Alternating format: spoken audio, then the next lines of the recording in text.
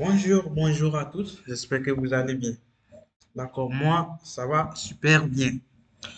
Ici, nous allons vous présenter le logiciel Schemaplic, qui est un logiciel de conception logiciel pour les étudiants pour la construction électrique. Sans plus tarder, nous allons vous commencer par présenter l'interface du logiciel. Ici, vous allez voir fichier, édition, affichage, référence en haut au niveau des logiciels. Là, ce qui nous intéresse ici, c'est la bibliothèque. C'est là où on trouve les différents équipements électriques. Bon, là, vous avez les boutons poussoirs en premier lieu, les boutons boîte noire en premier lieu, les boutons poussoirs, second lieu, bornier, etc. du contacteur. Et à la fin, vous avez les transformateurs personnalisés. Donc, si vous voulez un équipement, c'est là où vous venez le prendre. Par exemple, si on veut un contacteur, on va appuyer sur contacteur et à droite, nous avons les différents types de contacteurs. Contacteurs KA sont des contacteurs auxiliaires, KM des contacteurs moteurs et là, des électrovannes, des KM, contacteurs moteurs également, contacteurs auxiliaires, électrovannes, etc. Là, par exemple, au niveau de notre exercice qui est un marche-arrêt temporisé, nous avons utilisé un contacteur KM1. Là, on prend par exemple un contacteur KM1 qui est de 130 volts et c'est à nous de nommer. Voici comment est-ce qu'on nomme les contacteurs. Voici KM3, KM4. Et là, vous cliquez sur OK et ça sera nommé. Mais comme nous n'avons pas besoin de ça, nous avons l'effacer rapidement. OK? D'accord. Maintenant, il nous reste quoi? Et là, là, c'est quoi? Là, ce qui est marqué en jaune, c'est lorsque vous voulez simuler. Par exemple, j'appuie ici. En ce moment, j'ai déjà fini mon schéma électrique et je vais simuler ça. Là, j'appuie sur les jaunes et vous allez voir, par exemple, c'est à vous de faire votre schéma et de le simuler. Lorsque vous lui donnez le courant, vous voyez que la LED, la lampe H2 s'est allumée. Ça, c'est moi. J'ai conçu mon schéma électrique comme ça. C'est-à-dire, lorsqu'il y a du courant, il doit allumer la LED H2. C'est là, par exemple, j'appuie sur S2 et le moteur commence à marcher. Si je ne veux pas, si je veux l'arrêter, j'appuie sur S1. C'est ça. C'est ça le logiciel facile à comprendre et qui aide beaucoup les étudiants dans la compréhension du câblage des schémas électriques, facile à manipuler. Là, et là, c'est quoi? Lorsque vous prenez un élément, par exemple, au niveau des... Si vous prenez un élément KA, vous avez les 0 degrés et les 90 degrés. Lorsque vous appuyez sur l'élément et que vous appuyez sur l'élément est déjà horizontal. Donc, pour l'inverser, on va appuyer sur 90 degrés. Vous allez voir que il a été positionné selon l'angle que nous avons indiqué. L'angle que nous avons indiqué. Là, pour l'effacer, il faut venir ici, en haut, au niveau de la petite boîte à gauche, à côté de la bibliothèque. Donc, là, c'est bibliothèque, efface, c'est la sélection. Donc, on va l'effacer.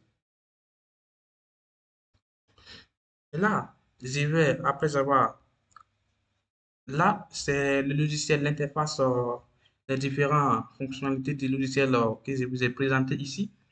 Et là, je vais vous présenter maintenant euh, le schéma de puissance et de commande euh, de marche arrêt. Ça, c'est un schéma marche arrêt. Donc, c'est-à-dire, on veut faire marcher notre moteur triphasé pendant un temps et le faire arrêter pendant un temps. Ça peut servir surtout en automatisme. C'est-à-dire, on veut le faire marcher pendant 5 minutes, par exemple, et le faire et arrêter pendant 10 minutes par exemple. C'est comme ça. Ça, c'est la version la plus facile et la plus simple en fait. C'est-à-dire, on pourrait automatiser notre système de telle sorte que lorsqu'il voit quelqu'un, le moteur commence à marcher. Lorsqu'il voit une personnalité, que le moteur commence à marcher. Et lorsque cette personnalité disparaît, que le moteur s'arrête. Au lieu de faire marche arrêt simple, on allait automatiser notre système. Mais là, je vais juste vous expliquer euh, les trucs basiques, marche et arrêt. Temporiser surtout. Temporiser. Non, c'est temporiser. Vous avez le schéma de puissance à gauche et le schéma de commande à droite. Là, vous avez les sectionnaires, et là, vous avez le contacteur KM1.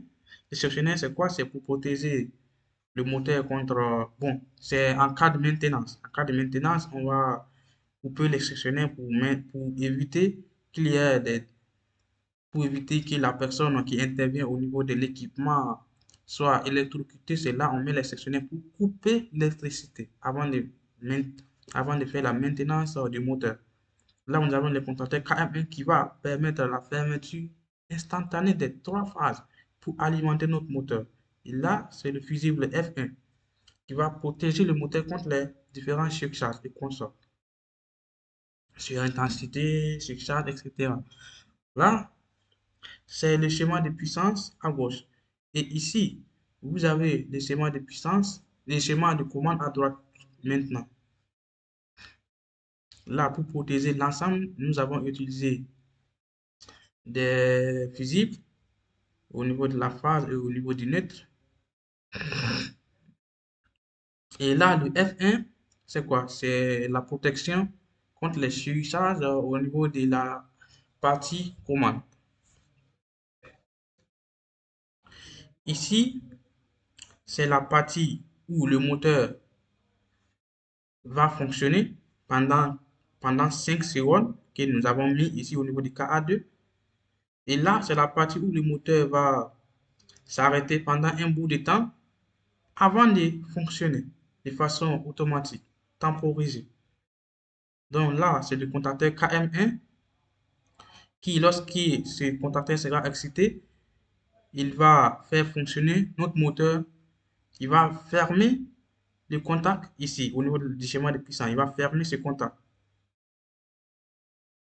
Et, et c'est pendant 5 secondes. Et pendant 5 secondes, et les 5 secondes qui seront écoulées, c'est ce contacteur auxiliaire KA3 qui va compter ces 5 secondes. Lorsque ces 5 secondes seront arrivées, lui, il va fermer, lui, son contacteur KA3 et qui va encore exciter à nouveau notre moteur KM1. Et ainsi de suite, ainsi de suite, ainsi de suite.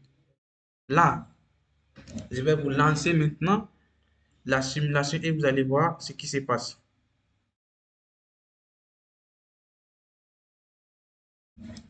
Là, il faut falloir maintenant, on doit fermer les sectionnaires, premièrement, au niveau du schéma de puissance à gauche, et fermer les... Vous voyez, lorsque je ferme les sectionnaires, il y a la phase, le courant qui commence à passer, mais il ne peut pas passer totalement. Pourquoi? Parce que le sectionnaire, non, parce que le fusible du neutre, je ne l'ai pas encore fermé. Là, je vais le fermer maintenant. Je vais le fermer maintenant. Et moi, en faisant le schéma, j'ai mis une ampoule qui va nous indiquer qu'il y a du courant qui passe au niveau du système. Ça, c'est la lampe H2. H2. Lorsqu'il y a le courant qui passe, elle doit s'allumer. Et vous allez voir tout à l'heure. Je vais fermer ce fusible. Alors, vous voyez que H2 s'est allumé. Ça montre qu'il y a du courant au niveau de notre système. Et ça, c'est très important pour signaliser l'utilisateur qu'il y a de l'électricité qui passe. OK? On va simuler, vous allez voir. Si j'appuie, normalement, si j'appuie sur S2, le courant doit passer au niveau de KM1. KM doit être excité. Si KM1 est excité, il va fermer notre contacteur qui est à gauche. Notre